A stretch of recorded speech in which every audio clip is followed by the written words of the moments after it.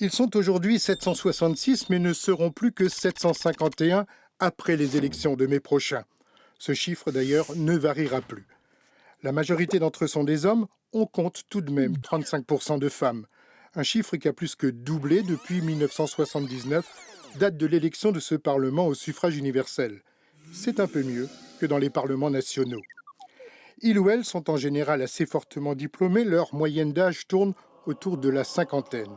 Beaucoup de professions intellectuelles, profs ou journalistes, mais aussi de nombreux scientifiques et des cadres supérieurs issus du privé. Peu, très peu d'ouvriers, à peine plus d'employés.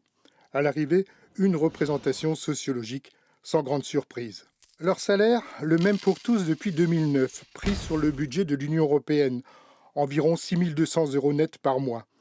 L'eurodéputé touche 4 300 euros pour ses frais de secrétariat et 304 euros par jour pour ses frais de jour de présence au Parlement. Leurs assistants, eux, sont payés directement par le Parlement européen avec une enveloppe plafonnée à 21 000 euros, ce qui fait à peu près 2 emplois.